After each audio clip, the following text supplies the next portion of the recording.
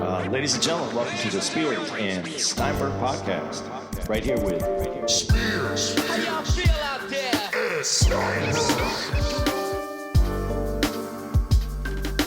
What time is it? Game time. So this Steve suggestion was sent in to us from Hunter Hitch. The guys from Jackass have a new movie coming out. Just read the names of the cast backwards.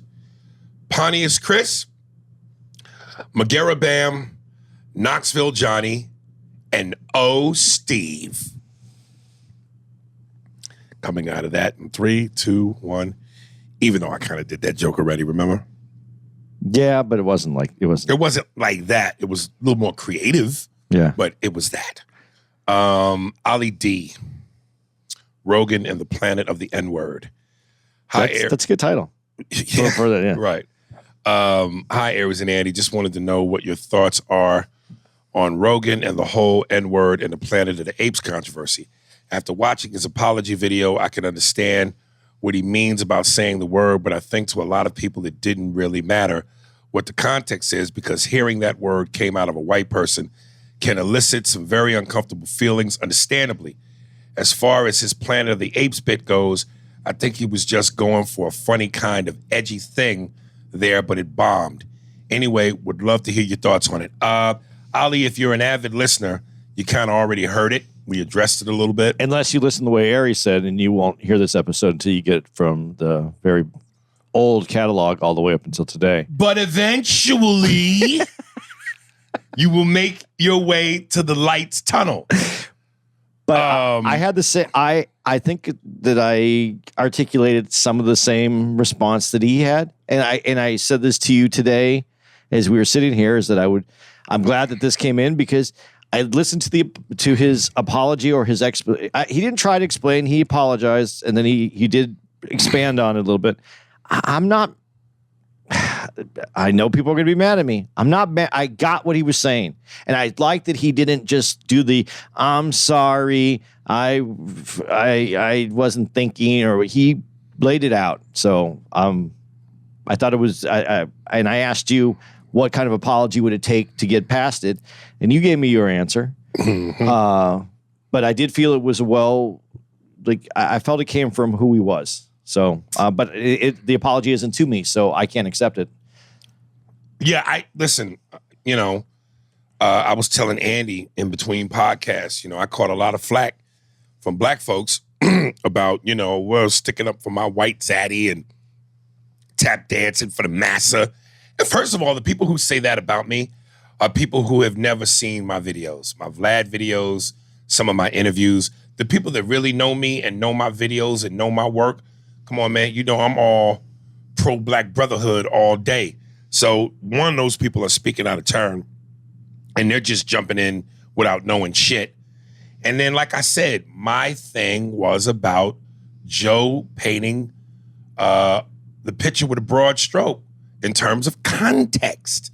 And I just simply said, if it's about context and subjectivity, then that means technically, yeah, certain movies don't get made, like, Django, or slave movies and 12 Years a Slave and Selma and The Butler and Roots.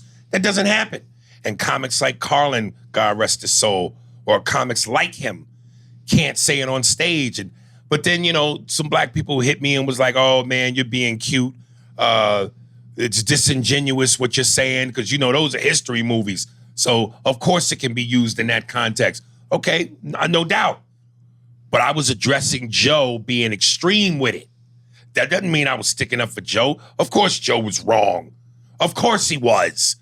I was just saying, again, in context, the Bill Burr joke, which I said, 2 black dudes as scientists. But he said, one of y'all in a race would beat us to the microscopes in a race. Bottom line is this. Anytime you make a joke about black people, sure, black people can be joked about. We're not off limits. But the joke has to be something that is, I don't want to say uplifting, but you got to paint us in a good light, I think. I feel funny even saying that, because it depends on what the joke is, how you use it.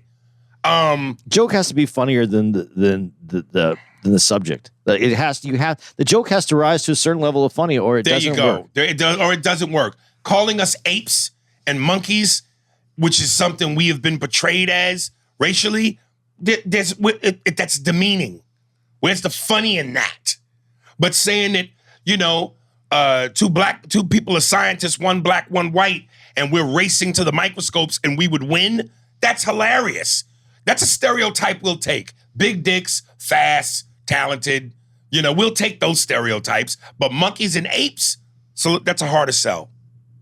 Now, again, and the reason that I said that I understood, not that I agreed with the statement or the joke itself, but he was going to see Planet of the Apes. He tried to tie it together.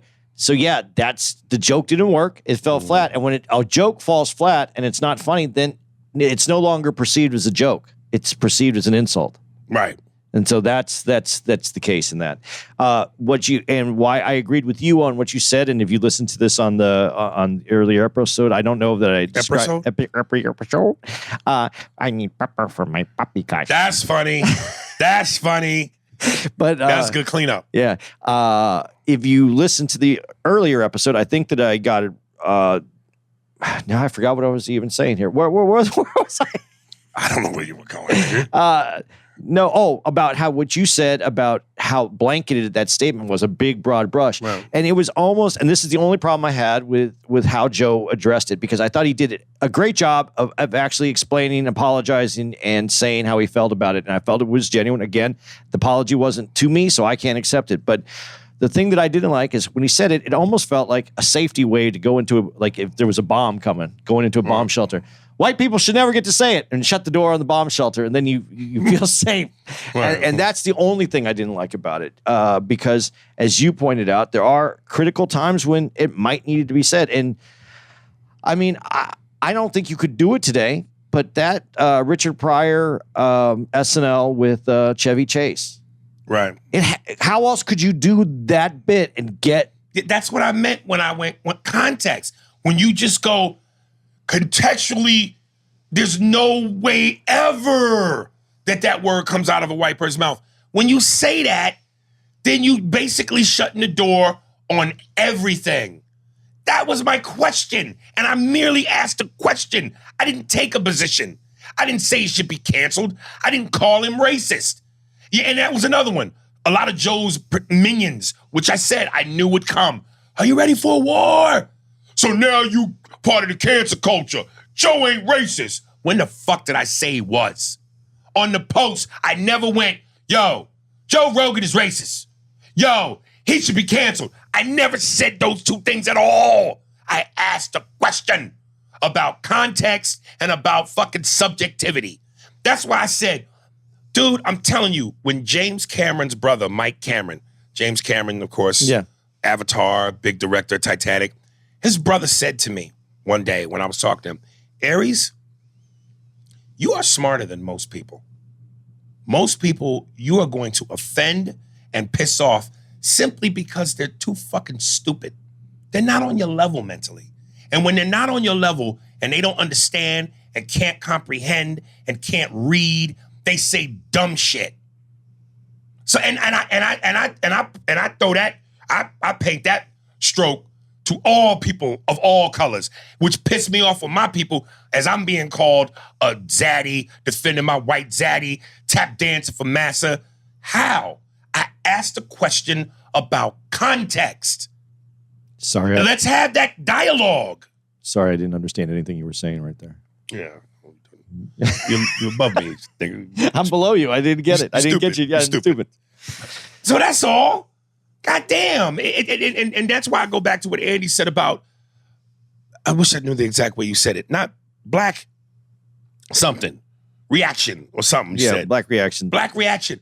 You automatically hear something and you run with that emotion instead of listening to what's being said, to listen to what's being asked.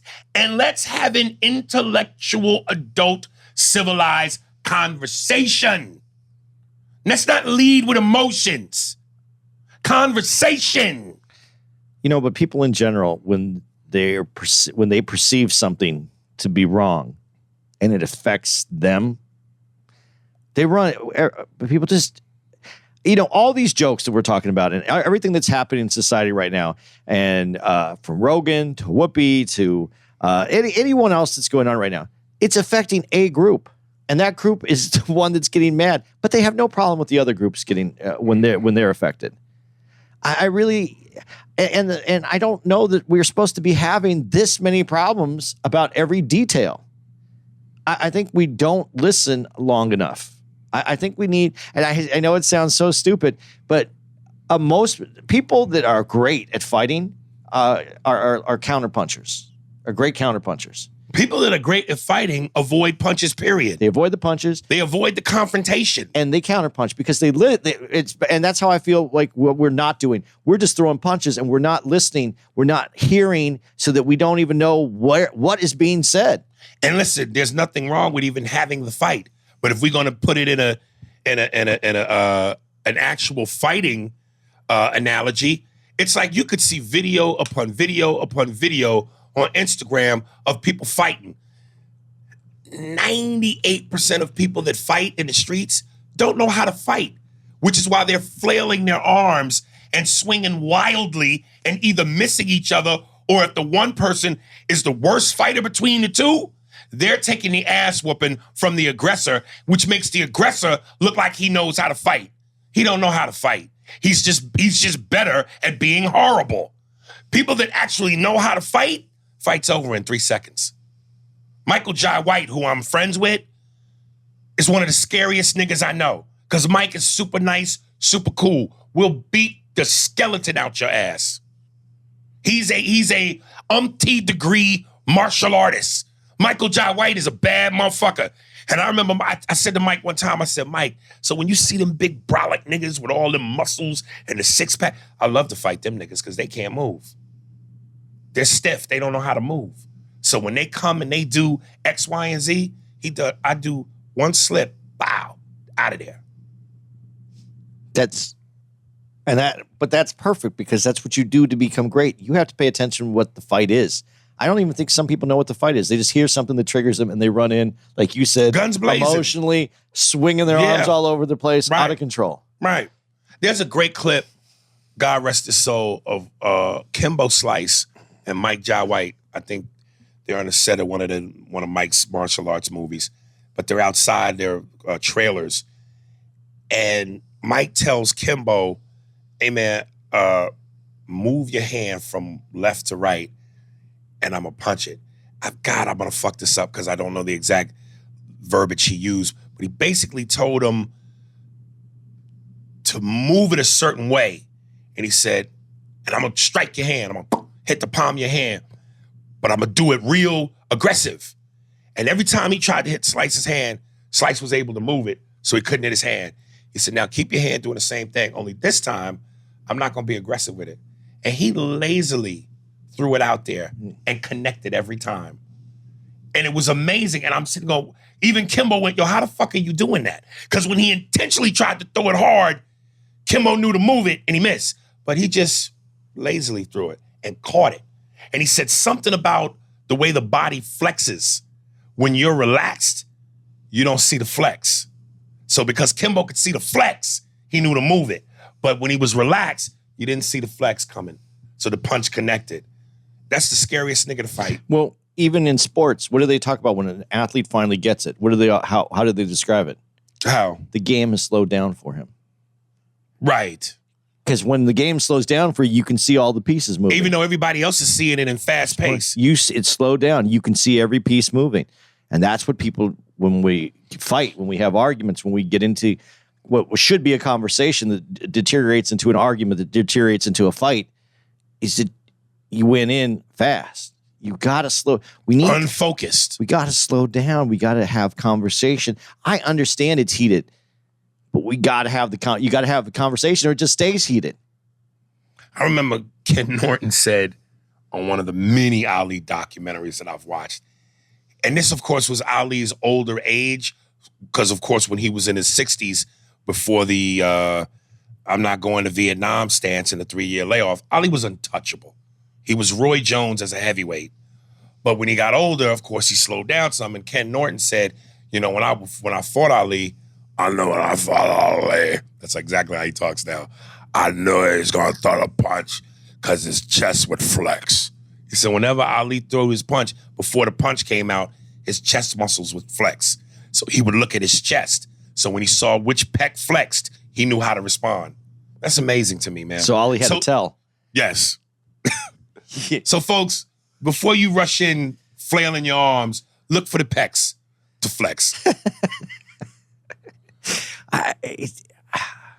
Conversation, man. And it's amazing to me. Like, sometimes I'll say something and I'll go out of my way to go, yo, in this post, I'm not going to insult anybody. I'm not going to say anything fucked up. I'm just generally speaking. Somebody respond back, and at the end of the response, a clown emoji. Clown. Like, dude, you can't talk to me without calling me a clown. Now, I understand if I insulted you first or something. Off my statement, you calling me a clown? Like, let's have a dialogue, nigga. Grow the fuck up. All right. E.C. Ali. Listen to the throwbacks, damn it. Listening to the classics because a lot of this material is still relevant today, like EP 44, time mark 144, regarding the touchy subject of transgenders in the world today. Who expects the rest of the world to, and he puts in caps, seriously walk around and play pretend that nature doesn't even matter or even exist?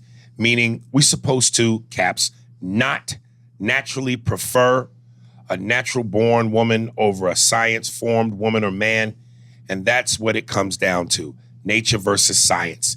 It's Beyonce's natural thickness versus Kim Kardashian's weird science fiction tits, ass, and lips, which I would still fuck. But I like how he called it science fiction. Right. That was awesome. But if you ask me, people are never satisfied with what they have unless they had to earn it. That's why we tend to take life for granted, because he can't remember what it took for us to get there. The chance at gaining existence in this life, in this world, on this universe, right here, right now, is 1 in 700 trillion. You had to beat out 700 trillion others to be here, right now. But since we can't remember what it took for us to earn a shot at life, we complain about not having the world be exactly what we want it to be. Welcome to our life, said the black man, LOL. But seriously, they ain't complaining about being born in the wrong body. Science can fix that. Their gripes and grievances is about being in a world where science can't force people to pretend that you ain't you anymore, LOL. That's why we have reincarnation. Because you would have to leave this motherfucker and come back, born again. For us to really believe that a man from his past life is now a woman in this life, that is the natural transformation of all things, including genders, because some things need more time to be fully digested mentally by others before they can be wholeheartedly embraced. We can't just throw a whole damn change of identity on the world and not expect some type of a blowback, forcing yourself on the perception of other people's perspectives of what is and what isn't. Won't ever. Farewell. It's like the expectations of acceptance to the science of transgender is like death jokes in comedy. Too soon. People don't like being told what to do. Even God knew that. That's why he gave us free will, peace, and love. Antheos 3. Well. You want to go first? No, you go. I mean, I don't know what I feel like we covered it. We've covered it. I mean, again, I hear your opinion. I hear your feelings. But again, long story short, we live in a world where people could be whoever they want to be, change whoever they are for the pursuit of their own happiness. Don't mean we have to agree with it. Don't even matter if we like it. It is what it is. Well, I would say there's a little bit to be careful. Oh, no. Just a bit outside. Cleveland. Dude, that smells.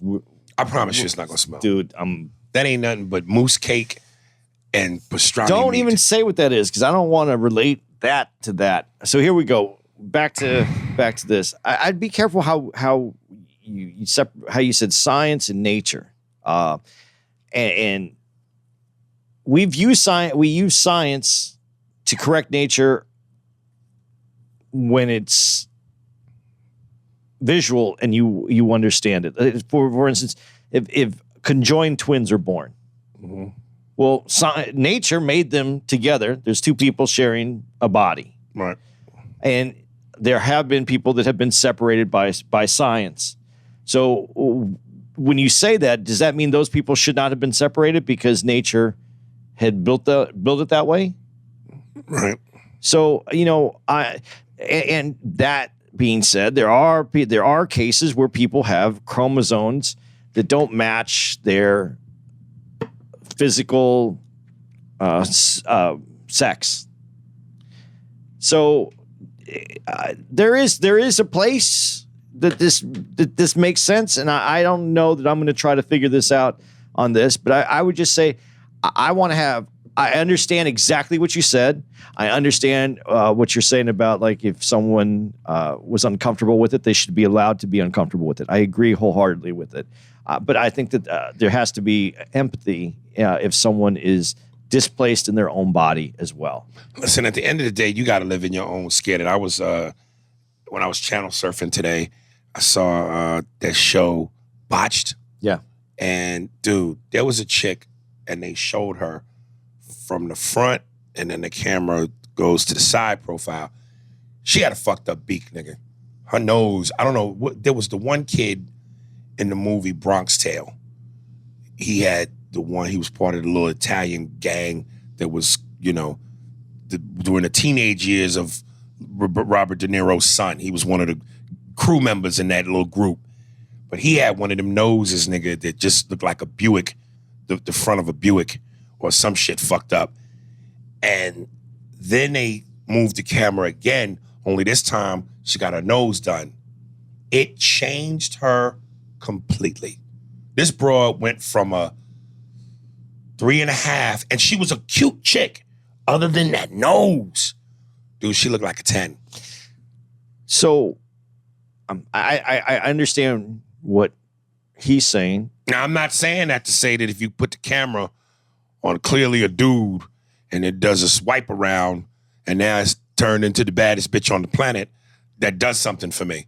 I'm just saying in terms of people being comfortable in what changes they have to make to be comfortable. But on the other side of this too, and I'm not taking away anything because he said science fiction, and I really love that he said science fiction. But you meet that girl after she has that nose job, and you said she's a 10. Right. She's a 10 now, right? So you meet her. She's a cool chick. You love her. She's a great person. You have kids with her. That old nose is what it's going to go on. Could go on the kid, not the new nose. Right. So it is science fiction in a way. But then, is there a legal age for the kids to get the nose jobs? I don't know. But I'm just saying, I understand this point about science fiction though too. I mean, there is nature. Nature is going to do what nature does. Right. But I just say that nature is not without. You can say that and I don't want to use the word mistake because nature does things, but nature can be very creative that doesn't really work. Nature can be very cruel to some people. Okay, that's even better. Yeah. And some people, nature is very beautiful too. Other people, it's like, damn you, nature. So yeah, I understand what you're saying, and we've hopefully from that time that we did this, we're more informed. I don't know. I would have to go back and listen to the episode, but I know what you were talking about specifically was about do I have the right to be uncomfortable with someone who made a change like that? And yeah, you do have the right. I don't understand why everybody thinks we have to all conform all at the same time to make this world work. That's not how it works. So I agree with you. I just wanted to give you that other side note about some empathy. Mookie. And he's getting on me. He puts in big caps. Dallas Cowboys jacket, my nigga. He was like, no, you don't watch football, but where the fuck you get that Dallas Cowboys jacket from? I need that. Run your shit, nigga. Waves invisible gun. I'm the biggest Cowboy fan. Oh, he's not giving me shit. He's being complimentary. My younger brother name is Dallas because he was born in our glory days. Aikman, Smith, Irvin era. I wish you did watch football because I feel your opinions would be valid and funny. Just based on your knowledge, just based on your basketball and boxing knowledge. P.S. I've watched many Saints of Newark. I give it a 4 out of 5. What? Out of 10. Uncle June shot out for getting Dick Maltasante hit up. I wonder if it was because he laughed when he fucked his back up. Yeah. Movie was almost a waste. I didn't feel like I needed to see that again. But the actors did study the show. I got the feeling each character who had played a younger version of who we were accustomed to in The Sopranos did a good job. I will say that is not a movie you watch without knowing the show. You will be completely lost. I'm out. Momomoki. You know, what you just said, unless you watch the show, you really would get this movie. Basically, that's this podcast. If you don't know them old episodes, you don't get the movie. I just have to get every chance I can to throw that in. That's not with true. Andy present. That's not know. true at all. That's not even close to true. Whatever. But I can't even, you know what? I think you should give this dude your jacket because you don't have any love for that jacket. You bought it because you needed a jacket. Yeah. But I'm having a little problem with this because he said what the golden age of Dallas was. Yeah, Troy Aikman, Michael Irvin, and what's my man? What would you say? Has he not heard of Roger Staubach and Tony Dorsett? Aikman, Smith. Who was Smith? Who was the main running back for them to start during that group? Aikman, Irvin, Emmitt Smith. Oh, Smith. Okay, that's who he means. But who are you talking about? Guys before that? Yeah. When Tom Landry was the coach before. Mookie's young though. He might not. There's a whole nother golden age that you see not on. And this is why I hate that I don't like football like that, because I don't even know what Andy's talking about. But I assume he means before those guys, which is a correct assumption. Yeah, they weren't America's team just when you got to them. They were America's team back in the day. See, I'm tired of people calling us old heads. What makes them America's team over all the other teams? Because at that time, when they were liked before they have the owner that they had now across the country. Right.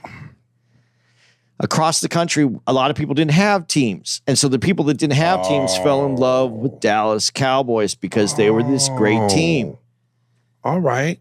And you know what? And who they played a lot at the time was the Steelers, the Pittsburgh Steelers. And where the Pittsburgh Steelers in Ohio, and all the people from around the country, other than people living, don't like Ohio. So they went with Dallas.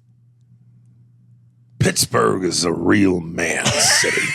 It's one of the cities of the steel mills where you have to be tough, have cast iron feet, and blood in your veins. It's one of those cities where if you worked at the steel mill and you didn't eat breakfast at home because you had to be at work in the morning, you just loaded your bowl with your favorite cereal. And when you got to work and realized you didn't have milk, you just poured hot lava in the bowl. And you ate your Cinnamon Toast Crunch with a missing gums and teeth and half your lower jaw burned off. And you didn't complain because you were from Pittsburgh. That's what a real man does. It's where a real man's from. See, but though I was a Pittsburgh dude because Terry Bradshaw, Franco Harris, man, those were my two dudes. Yeah. Yeah. But I like Dallas because I grew up in Phoenix. I like Dallas as well because I grew up in Tucson, and we didn't have a pro team. And even if I would have grown up in Phoenix, we didn't have a pro team at the time. So God, I wish I liked football, man. But yeah, man, go do a little, just more to Dallas than. And I'm not saying those weren't great teams. They were great teams. It took a lot to get to that team. Go back a little bit. If I find a great Dallas jacket, what month are we in right now? What is this? February? Yeah. Christmas, nigga. Oh, sorry. It's February. Happy Black History Month. Oh, thank you. I'm glad you remembered us niggas at a time like this. What you gonna give me for Black History? An old picture of some black dude. Oh, okay. Just random. All right. And you know what? I bought this for my house. Maybe I should give it to you just because it would annoy you. Oh, okay. I don't even know if I want to tell you what it is or if I should just give it to you. It'd be pretty funny, actually. God, I should ask the white people here tonight in San Jose, because it's, by the time you guys listen to this, who the fuck knows where we'll be. But while we're here in San Jose, I just want to ask to the white people in the audience, dude, the fact that it's Black History Month, do any of y'all celebrate by hanging niggas up on your wall? I wasn't even putting it that way, but dude, when you said it, that got me. By hanging niggas up? Dude, that is so... damn, dude. You took that completely into another...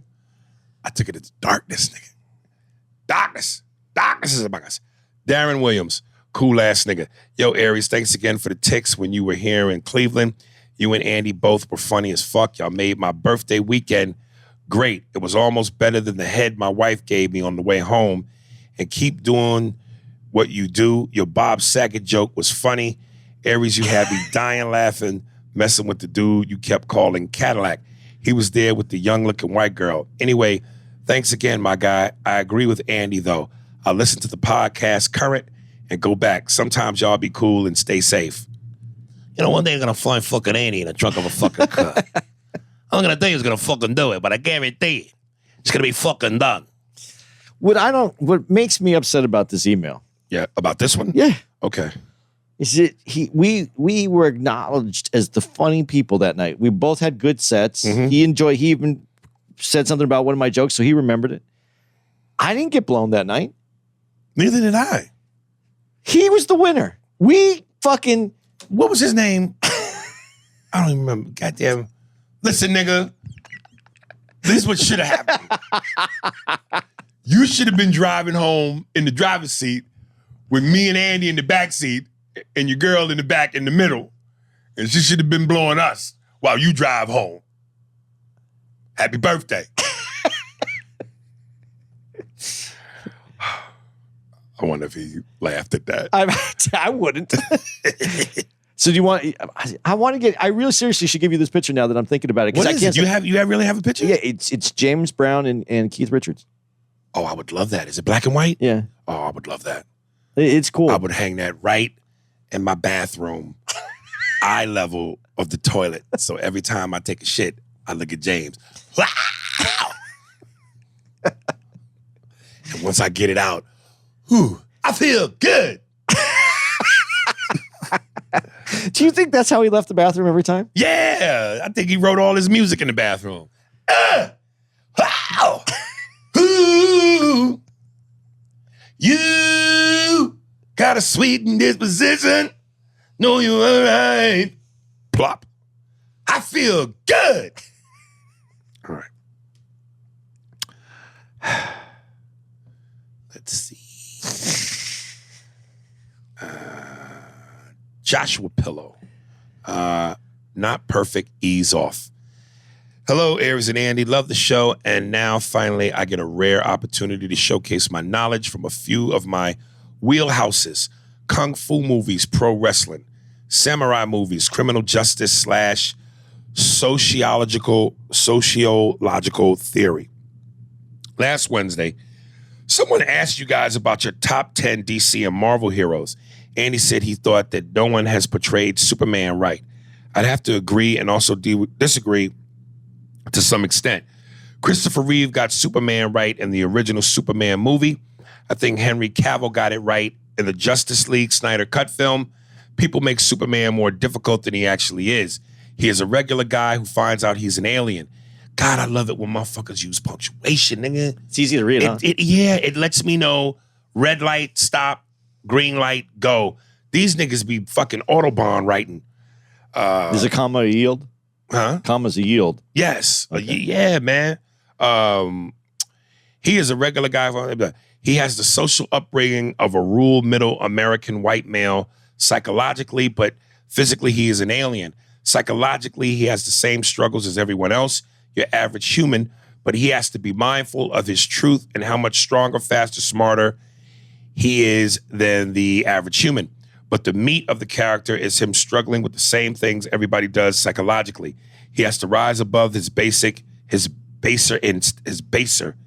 instincts. I think he meant basic dog. He has to he can't lash out in anger. He has to put on a brave face against the world with ever-changing challenges and obstacles. Just like the rest of us. It's why Superman is a symbol of hope. My thing is that Superman is not perfect. He just has a different physical lineage. Psychologically, he's a human. That's why I believe he can be actually easy to perform as a character. His greatest struggle is being the best human being he can be. Now that I think about it, I'd also like to address your take on the Emmett Till situation. I feel like Aries was a little tough on his mother. I say this because I believe that we're looking at things through a modern lens. We have to remember that back in those times, we had road maps for safe travel for us. Watch the show Lovecraft Country for a good example. There were sundown towns, places where when the sun goes down, we were supposed to be inside or face the possibility of being killed by the police or lawless mobs of white people, which is one of the reasons why black children were always told by their parents to get in the house by the time the sunlight goes out. There were different rules back then.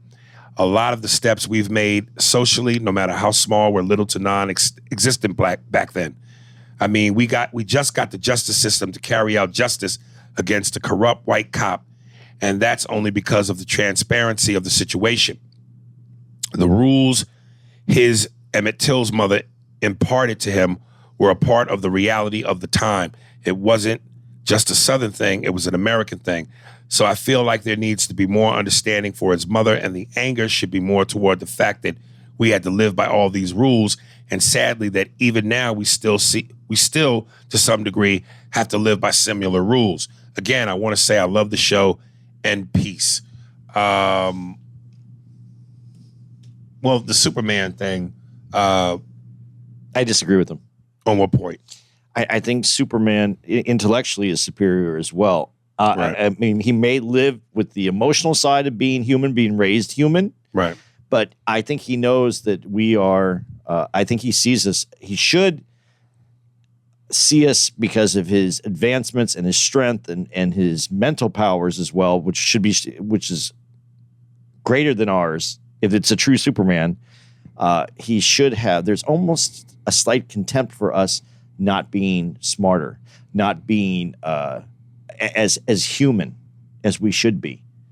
I think that he would see the things that we do wrong, like why he would be a crime fighter, why he would be a good guy, is because he would see the injustice and the evil, and I think that that's what's never captured in they show him as someone who gets a little love lost as a Clark Kent over a female. Right. That's Henry Cavill did get it better because that wasn't that relationship was part of who he was. It wasn't the whole thing. Christopher Reeve's Superman had a lot to do with Lois Lane, and it just wasn't as. I'm not getting this out the way that I want to. I think Superman is intellectually superior, and he looks down on our humanity because we haven't achieved what we should. I really do believe that in what's missing from the equation of who Superman is. This might be nostalgic for me because, of course, Superman, the first live action movie, was my first introduction into Superman.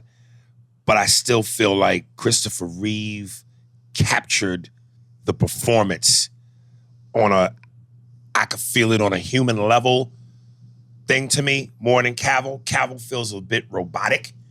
But certainly physically, Cavill's build is Superman in terms of the comic book because he's so jacked, and in the suit, you see the muscles and the definition.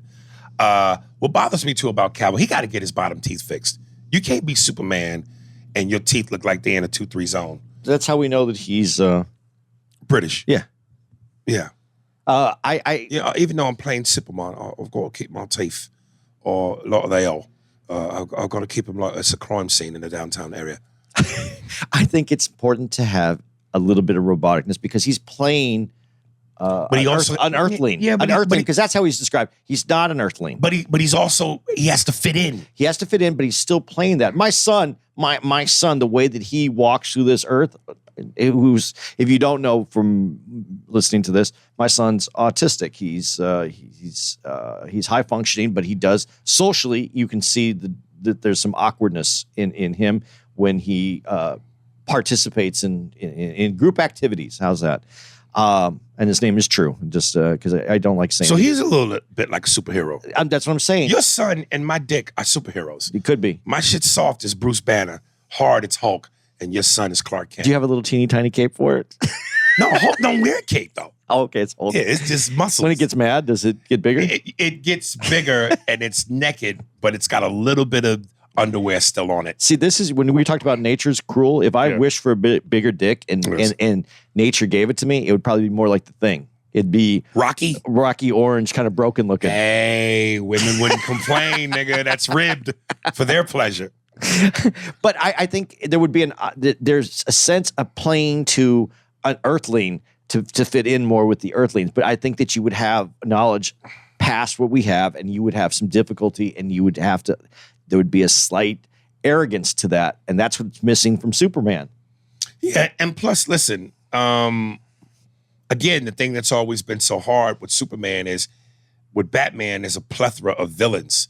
You could name. With Superman, of course, his arch nemesis is Lex Luthor. Billy Zane. This drives me crazy. Titanic was on the other day. And I'm telling you, man, how did Hollywood fuck this up? Jesse Eisenberg pisses me off. Fucking Billy Zane, bald-headed, is Lex Luthor. They made the whole cast younger. He would have been too old. No, and so what? Listen, that scene in Titanic, that morning where Rose and him are sitting there having breakfast, and he's pissed because he knows that his manservant, his assistant, knew that she was below deck with Leonardo partying. Yeah. And she goes, so I understand you had that manservant of a man follow me last night. So typical. You will not behave like that again, Rose. She goes, I'm not one of your workers that work in your mill. You can't tell me what to do. I'm your fiancé. My fiancé, boom, turns the fucking breakfast table. Yes, you are. And by law, my wife. And you will honor me the way a wife is hired to. Do you understand, Rose? That fucking, in his face, that's him. But look. If age doesn't make a difference, I have a better Lex Luthor for you. Who? Way better. Who? Okay, I'm going to give you the scene. You're going to tell me who it is, and you're going to say that it's right. The scene where Morgan Freeman and now I'm going to forget his name. Brad Pitt are in the car. Kevin Spacey. And he's in the back, and he's doing that. Kevin Spacey was Lex Luthor in the Brandon Ruth. I don't know if it's Roth or Ruth, Superman. That's the one that always would work. He was okay. Come on. He was okay. But I'm telling you, when you look at the DC cartoons, Lex Luthor looks. You know, Superman. He had a delivery that was a cadence and a volume. Oh, Superman. That's Billy Zane. The character that now I forgot his name. I just said it. What was Kevin Spacey. Kevin Spacey played in that is kind of similar to the character that he played in the Superman. That's the one. I know, but dude, other than 7, and even in 7, it feels like, and listen, Kevin Spacey's phenomenal, but I said this when we talked about it. He ends every line with a little, there's a little sweetness that drags as he ends his lines. And Lex ain't. Maybe he is. Who's Lex's girlfriend? Who? Miss Chesspocker. And well, at least in Christopher Reeves, Miss Chesspocker. I think it's front. Front. I think that's. Oh, it's a front. Yeah, that's his beard. Right. Superman, if you really want to stop her from committing crime, jam your super cock in my mouth. I won't be able to move once you've dislocated my jaw by moving my larynx down to my asshole. He would have asked him to wrestle. Oh, Superman, let's wrestle. It's so wrong on so many fucking levels. Too funny though not to have done. And if you refuse to let me jam my cock in you, well then I'm going to smear you with kryptonite grease, so you have no choice. Dude, I just think Kevin Spacey got that better than the Emmett Till thing. I hear you, man, but again, as a parent for a child, you have to assume responsibility and you have to do what's in the best interest to protect your child. If you know it's like that in Mississippi, by no means do you send them down there. No means. Where I'm going to give him a little bit on this one is that family back then was so important. Family fuck you up more than anybody. But back then it was so important. And you go back and see roots, where he came from. Then you niggas come up here and bring some Mississippi with you. Pick some cotton, grab some soil, whatever, some shit, Mississippi, bring it with you. We'll create it. Fuck that. I get what you're saying, but I also get what Aries is saying. And as a dad, I had trouble letting my kids out of my sight at all times. Yeah, man. So, I just don't think you fucking take that gamble. But I get what you're saying, and I think family was something that was, he came, he wanted to go, and it's family, and I understand it. I understand it. Well, okay. I understand what he's saying. No. Oh, God. I'm not making a joke. I'm just saying, you know how your parents told you don't touch the stove? Yeah. And to teach you a lesson, they let you touch the flame and you knew not to touch the stove. Nah, never mind. Okay. All right. Sam Crow. I knew it, bitch. That's in the title. This is from Nirvana. Good day to you, bitch AS1 and bitch AS2. I will be waiting to see the show on February 17th. I'm fucking stoked about seeing you both in person. Maybe I can get a picture even. What do you all say? Think about it. What's the difference between comics and comedians? Aries Andy is correct. Please watch The Revenant. The movie has a bit of bone crushing, and I know how squeamish you can be. But if you stick with it, I promise it's worth the watch. Then you both need to watch, if you have not done so already, the documentary Queen of Basketball. Talks about a great history lesson and a lot of firsts. If I knew about this story when I was younger, I might have continued playing myself. Aries, you were right about the TV in black on Amazon. Everyone should see it. I felt like I needed to take notes, but it was very interesting. I didn't want this email to be too long, so the next email will be based on two stories.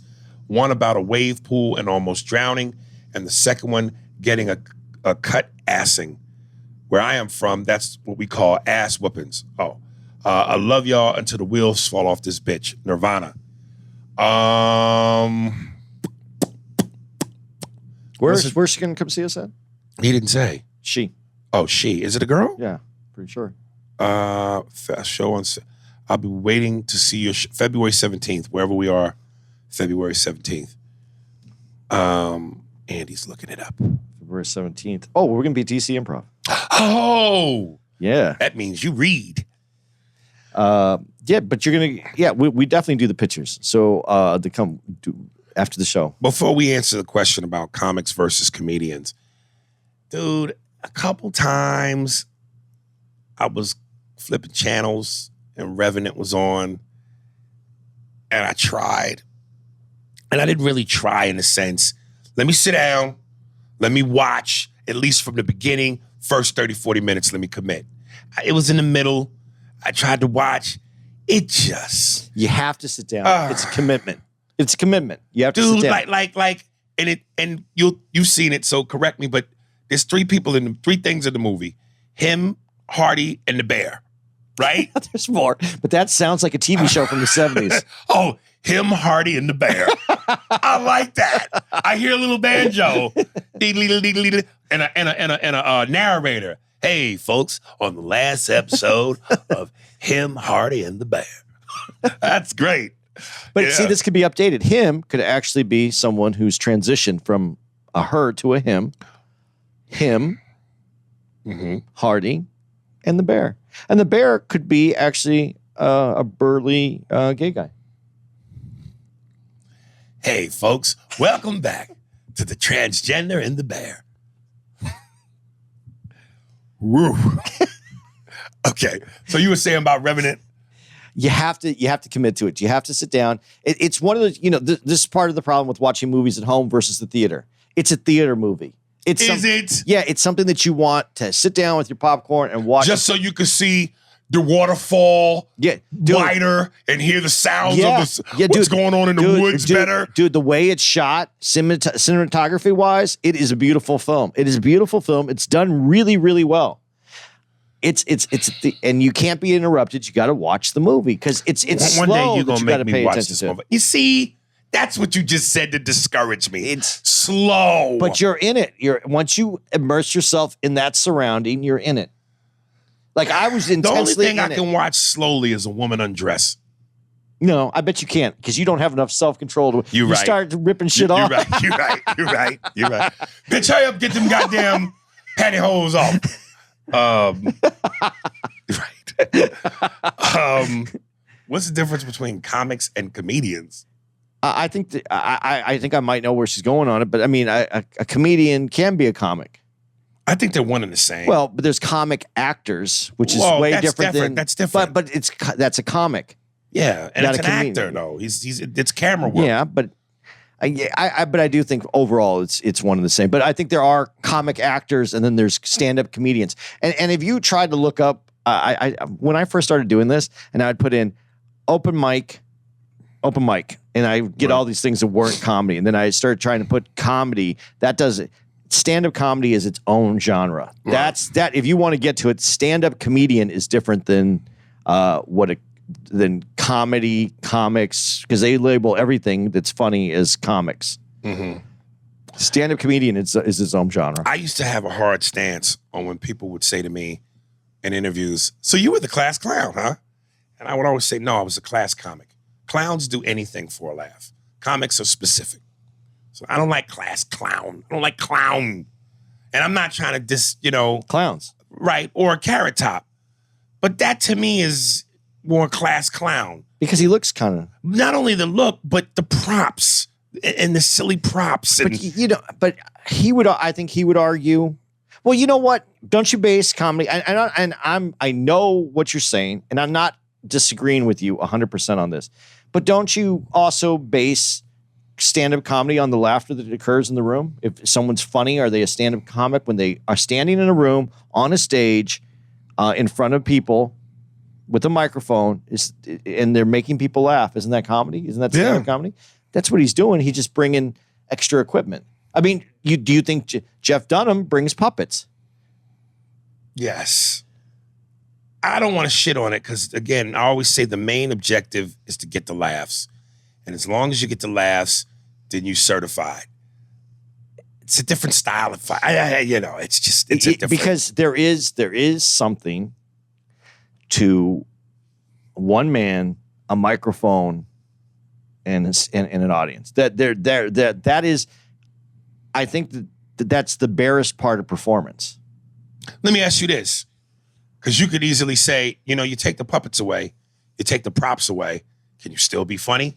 I don't know. That's why this is... But let me flip it, though. If you fuck the props, because the props is what sells the joke. So if anybody can stand up there and go, connect the dots, boom and boom, ha-ha. But if somebody gave you a puppet and you knew and you could do that, meaning the thing with your mouth, could you make that funny? Yeah, but instinctually, okay, I'm going to be instinctually when you first start doing comedy, when you're especially if you're younger, your first jokes are dick jokes, easy jokes. These are my jokes now. Yeah, but those are the jokes because everybody relates to them. We all have that same experience, right? Right. So what are you going to do with the puppet the first time you get it? You're going to make some. It's going to be rudimentary, but you'll make people laugh because you're a comic and you know how to do that. But you'll make people laugh. It'll be rudimentary. It'll be entry level, but you could do it. Right. But now, if you take those things away from them, can they do it? And listen, and it gets much. We can get into more detail, and I think the more stripped down you get, the more challenging the art form is. But then there's comics that stand on stage, do everything we're saying, and then they're clean, and they would say that's more difficult to be clean, and we could strip it down further. Now you can't use. They could say that using a word like "fuck" is a prop because you're using a word that incites a reaction without necessarily comedy. So we could take it that far. You could keep going until where it's minimal. So I hate taking it away because I go, can I be funny clean? I like to think that if you're as good as you should be, and as your talent dictates, yes. Yes, but I'm going through the jokes in my head that I tell, and I go, that to me doesn't sell the same without the curses. The curses give it the mwah on the recipe. Not to just be effective, they really serve a purpose. Yeah, well, I think that the way that I speak gives you who I am. And I think without me speaking the way that I speak in real life would take away from what I'm doing. So it would be hard for me. It would be almost nearly impossible for me to do it without any kind of vulgar language, because unfortunately that's who I am. But you have a particular joke that you're using right now, and you have one music cue in it. Is that not a prop? It is, and I'm not even saying there's anything wrong with props, but that's one moment. Yeah, instead of your Top is whole soul. but then he's built something around that, so he's made that his own art form. That Martin Luther King tag that I added on my Martin joke, where towards the end I go, and Coretta would know that these particular palgaminities are a sexual injustice. And then it goes, Martin, I don't know what palgaminity means. It means for you to shut the fuck up. Now, let me go, it means for you to be quiet. Not the same. No. Shut the fuck up is needed to put the emphasis on that punchline. Like, bitch, don't you dare tell Coretta that you my side pussy. Because it's all in the voice and and word selection is what we do. And if it doesn't fit your character, then it's not going to work. Or if the person you're describing, that what makes that funny too is that you wouldn't expect Martin he would never until you say that. So that's why it's important. Right. I don't know. I think you could do it. I think I could do it. I just don't think it would be as fun.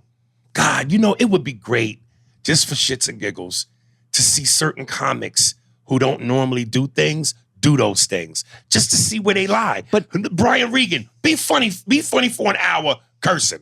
Well, and I think this is part of it, because what we're saying is it's who you are and how comfortable you are. Even if you use it in regular life but don't use it on stage, it's who you are, whatever you manifested on stage. Because I know that Jerry Seinfeld talked about when he came back after doing the show, he was working jokes out and he used some foul language. He used not real bad, like shit and some other, and he said, but he stopped doing it. It just didn't feel like him. I said, what the fuck are you talking about? I don't give a cock damn. But so he removed it because it felt right for Michael Richards.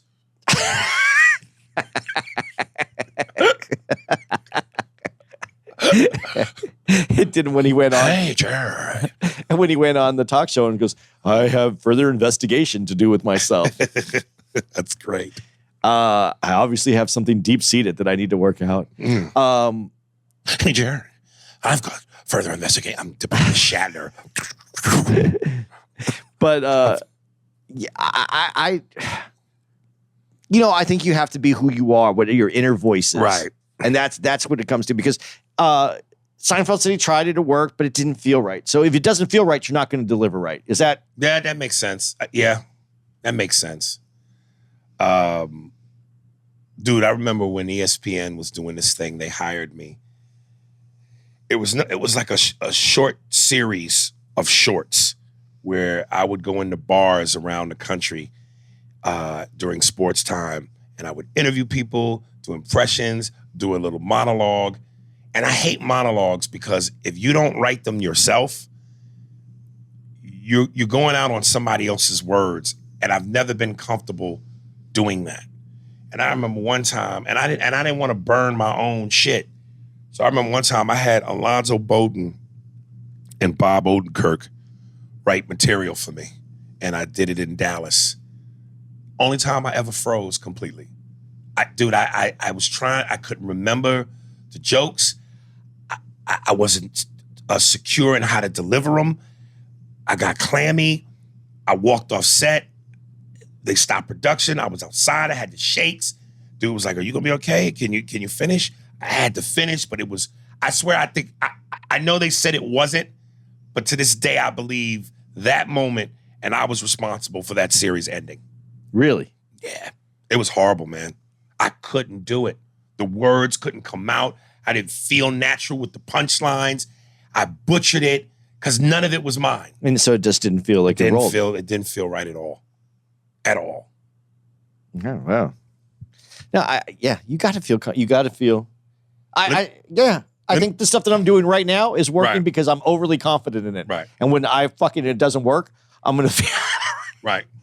Like even when people give me tags, if it's obviously funny, where I go, there's no denying. Yeah. But sometimes I'm just like, what if this motherfucker don't? I've said about 20 things to you where I said different words. Right. And you'll never use it because the word has to be in your head. It has to come out of you. Or I might just forget, dude. Yeah, I know, but there's something words are very important to you. And you play with jokes all the time when you switch words around and you flop around. It's very important that it rolls off your tongue the right way. Right. And so I get that. So I'll give it to you. I'll never, if I say something. No, don't feel I don't. But I just think it's funny because I know who you are. I've said it to people. They go, do you guys write together? I go, no. No. Right. But you know what I did before when I had trouble, and I don't know if this is worth talking about real quick, but when I have trouble or when I'm not writing new material and I don't have anything, this always works for me. Do you know how people always say it's easy to tell someone what to do than it is to do it? Even if that's in your own life, it's easier for you to judge other people's life and not your own. Write jokes for other people in their voice. So someone I like, I might say, this would be for and just try to come up with a joke and write a joke for them. Right. Then after that, I take it and then I rewrite it in how it would come out of my voice. Right. And I've broken like some writing where I just couldn't write anything for myself because sometimes it's just easier to write. Dude, I'm telling you, I because I do impressions and I know I can feel it. I'm guilty of it on stage sometimes. The mannerisms and the imitation of others. Like I said, one of my jokes I have that I want to do is about the time I actually watched a homemade porno that my mom and dad did where my dad's fucking my mother doggy style on the couch. This really happened. But bottom line is towards the punchline, I go, I discovered it was my dad fucking my mother. And of course the audience goes, ugh. I'm like, I know. And this is where I feel like if I was writing for someone, this becomes Chappelle-esque. I know, but I didn't stop watching, man. I watched for another 20 minutes. I had to see how that shit ended. Did he come in her ass or did he come in her face? You know what I'm saying? Like you get what I'm mean? There's just a voice when certain subjects and delivery and punchlines, I go, I can see Dave doing that. But that sometimes when you write it for someone like that, and then you can take it and then you put it on a shelf a little bit, and then you come back to it, and then you see it in your voice, and you change it around and put it in your voice. I mean, it worked for me a couple times when I've had like that writer's block is what the word is that I was looking for.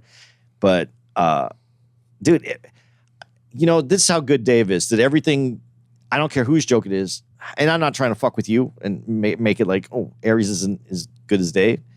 But you could take anybody's joke and put it in Dave's voice, and almost always I can hear it just has a different punch to it. With Dave? Yeah. Because that Dave, and it's because it's the impression that you're doing. Dave has a punch. He has, his cadence is so unique to Dave that it just does something to everything. Right.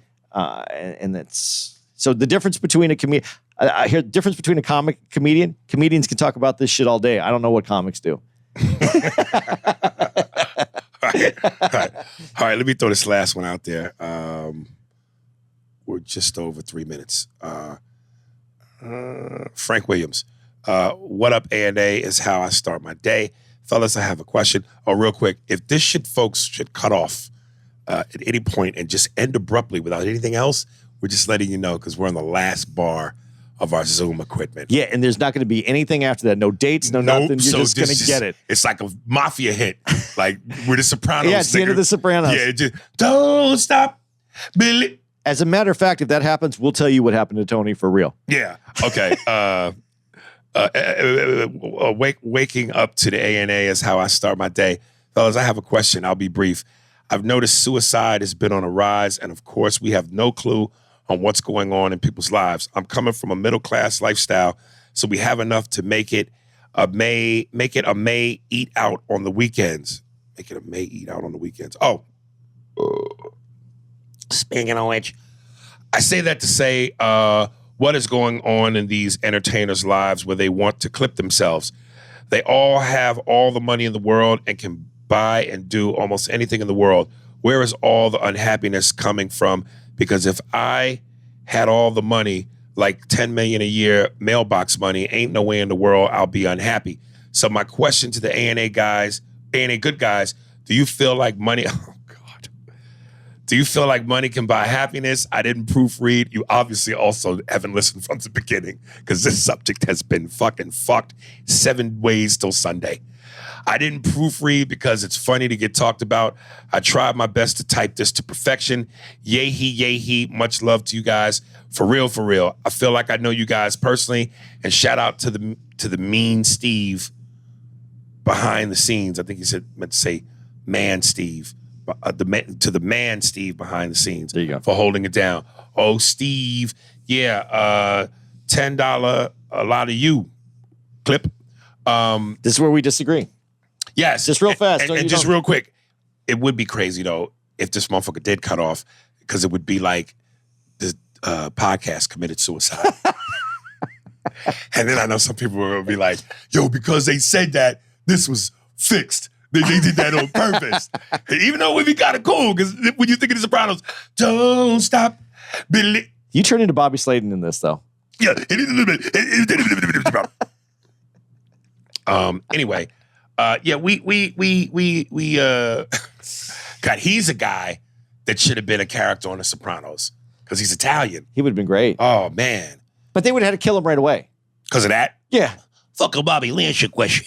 You didn't get the fucking money you were supposed to give for the guy? Tony, let me tell you right now, Tony. How many we get the money for the guy? And the fucking guy, he was home, he went home, I knocked on the door. I said, the pit bull crew. He went to the fucking money. Jesus fucking Christ. Christopher, shoot this cocksucker. That would have been the scene. Over, done. Right. Well, why'd you whack him, T? You fucking guy's like a fucking migraine. It's like I'm fucking got a fucking hummingbird, a fucking woodpecker, picking up my fucking dome while we're fucking conducting business here. Couldn't stand the fucking guy. Jesus fucking Christ. Chop him up and put him in the fucking Satry house for the meat morning. All right. This is where we agree to disagree. Yeah. To me, money isn't the cure. It's not a cure. It can fix a lot of things. And Which eventually becomes a cure. It doesn't because things in your person, who you are, your character, they're still affected regardless of whether you have money or don't have money. But I will say this to you because I haven't ever said this. No matter what happens throughout the day, you said suicides are on the rise. Here's my answer to that. No matter, and this is a tough one, and I have to work hard at this every day myself. No matter what's going on, when you meet someone, when you're walking down the street, or you see people, we're affected. And all I know is that we don't know what's going on in anybody's day. So whenever I am trying to do what I do, even though I don't really like people, to be real honest, I have problems with people. I'm frustrated, but I try to be nice, not because I'm being fake. It's because I don't know what they're going through. And there's no reason that I should put my own issues onto them when I meet somebody. So I'm trying to effectively be a courteous person when I meet people because I don't know what they're going through. And my whatever I do, I don't want them to affect anybody negatively. I don't want to leave negative energy somewhere. So that's my answer to that because we can't fix what's going on as an individual. I don't want to beat this up, so I'm going to just say this. I think an experiment should be done.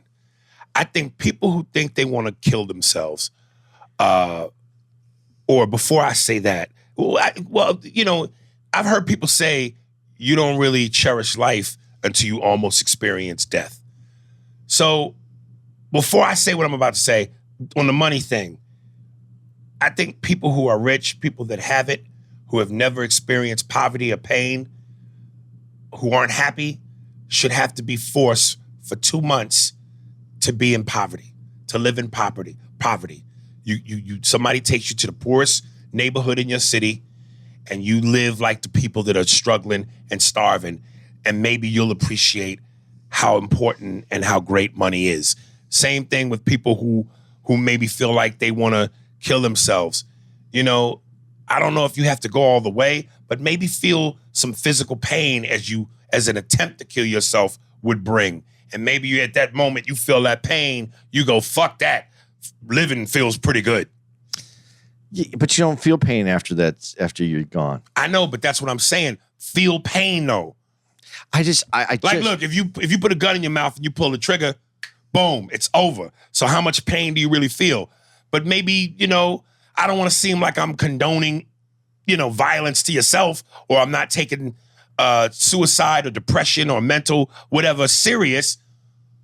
But damn, I would think, maybe if you felt something that made you go, ouch, you might go, nah, maybe there's another way. What if you had all the money that this imaginary money, and a few months into all your money and your success, and the people around you started to change, and you weren't comfortable anymore, and you just stood there and you weren't happy? What would you change your opinion on what money does? Because no, I would have to figure out what it is in terms of what I'm missing outside of money.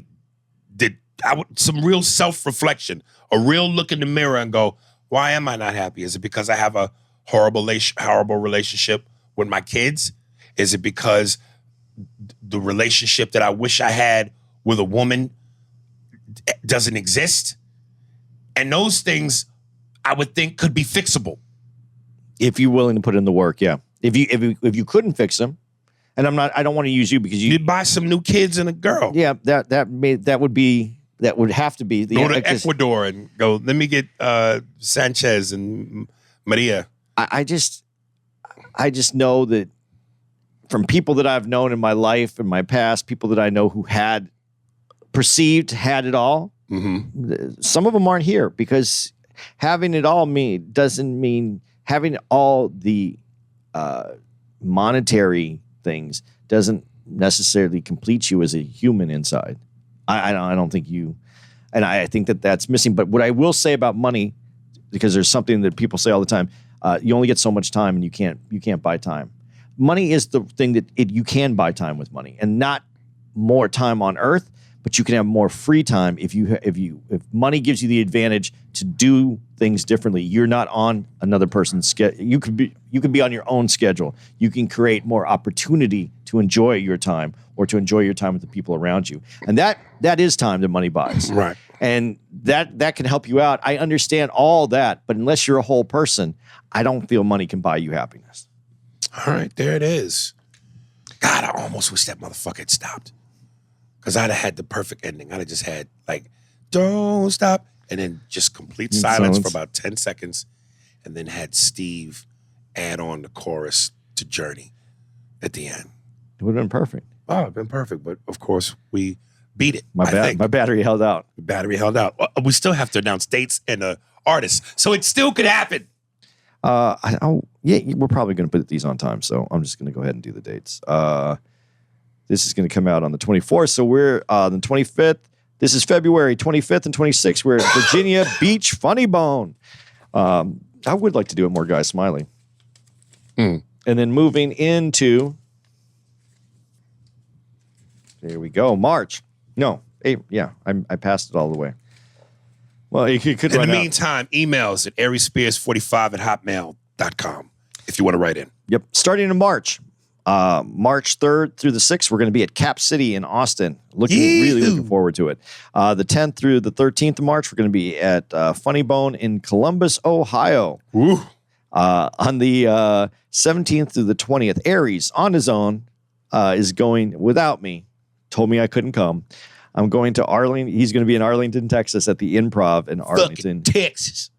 The 24th through the 26th of March, he's going to be at the Funny Bone in Cincinnati, which is not in Cincinnati. Maybe at that moment, it'll be home with the NFL champions. Could be. Off the Hook. They'll know at this time if they won the championship when they listen to this. Off the Hook, Naples, the 31st, and then that will fly all the way into April 3rd. Will be my birthday. April 3rd, that's right. Where are we on my birthday? Naples, Florida. Oh. You can bag a cougar. Yeah, with an alligator chest. Old white bitch whose chest looked like the inside of a pocketbook. There is some interesting characters in Naples. Yes, there is. Hopefully, I could see nipples in Naples. You know what I'm saying? That should be that should be a strip club. Yeah. Nipples and Naples. Nipples, Naples, and Navels. And if it's a black club, nipples and Naples and Navels with niggas. There wouldn't be very much business going on there. Why? He know black people in Naples. We went there. How many black people came out to the There shows? are always niggas somewhere. Niggas are like roaches. They crawl from under rocks. They come out of fucking sewers. They come from the gutters. Niggas are always everywhere. If you think there are no niggas in Naples, ask some of the white folks whose houses have been broken into. Listen, There are niggas in Naples. And when they steal your money, they spend all of it at Nipples and Naples with niggas with navels. here's my new way, my promotional strategy. Listen, black folks, if you're in Naples, prove me wrong. Prove Aries right. Come on out to the show. Dude, last time we were in Naples, there were black people there. I didn't say there was no black people. Oh, okay. But it was, when we go to a mixed club, it's still quite a few of everybody. Right. If you called this a mixed room, there was not quite a few of hardly anybody. I didn't see any, and there was no Hispanic. Was there any Hispanic people? No, all the dim Hispanics were in the kitchen, goddammit. Who do you think were making them goddamn enchiladas and them quesadillas and them goddamn taquitos? But there was, it's a very... In Naples, niggas stay in their place. Listen, come on out. Prove Aries right. Prove me wrong. Nipples, Naples, niggas and navels. I just love saying that. Niggas and nipples and nipples and navels and nipples and nagels and niggas. I think, now you have your own, why can't I say words? It's almost like a Broadway. That's Broadway a Broadway show. play. Yeah. Come see niggas spend nickels and wave they navels and show they nipples and Naples. Niggas spend nickels, show their nipples and navels while they got shit in their navels. Whatever you want to do, but that sounds like a chorus line. I'm Morgan Freeman. Please come see the Broadway play. Niggas spend nickels, show their nipples and navels in Naples. There you go. All right, hold on. I got to introduce the music. Oh, yeah. One of my favorite Morgan Freeman jokes was when I was saying Mississippi. Because, he's from there. Yeah. And I told you, he's got a billboard. But the ad is, I'm Morgan Freeman. Come to Mississippi. It's the only place where you can throw your hand in a river and automatically pull up catfish. It's called noodling. Noodling. Is that what that's called? Yeah, when those guys do it with no pole or anything. You know niggas in Mississippi don't know what noodling is. If you told a nigga in Mississippi what's noodling, they would tell you it's when you heat it up in the microwave for 3 minutes with water. It's called ramen noodles. All right, stop. All right, Dewan Cooper. Song is called Skywalker, City of Sin. He only has a YouTube link, and that's it. So I don't know how you would get in touch with him because he didn't give out his details. But anyway. You go to his YouTube, then you can subscribe to his page. All right. See, look, the Jews always thinking about how to get that dollar. I thought that door was closed, but Andy opened it up with his Jew beak. I'm trying to help him. Marketing. That's what I do now. Go to the YouTube. Aha. Here we go. Dewan Cooper, Skywalker, City of Sin. Enjoy. And if you're a first-time listener, start from the beginning and follow the book. Don't listen out of order. Bye. Since you did a Jew, can I do a black guy? Uh-oh. Go ahead. You imitate him? Yeah, I'm going to do what's his name? Dewan Cooper. Dewan Cooper. Because you said, how did the Jew say it again? Go to the YouTube and subscribe. Aha. Okay, and I'm Dewan Cooper, and it's they can always find a black man when they don't want to, when black men don't want to be found. So they can just go on my page. They can find a black man. You can find a black man anytime. We know white people could always find a black man when they're looking for a black man. We can't hide from the white man. So niggas is auctioneers. Yeah, I just did it that way. All right. Thanks for listening to the Spears and Steinberg podcast. If you'd like to know who's responsible for this shit, it was hosted by Ari Spears and Andy Steinberg, produced by Steve Merrick and Anthony Holmes, executive producer, Big Papa, Robert Kelly, and Matt Kleinschmidt for the Laugh Button podcast. For more information on where to find us, visit SpearsburgPod.com.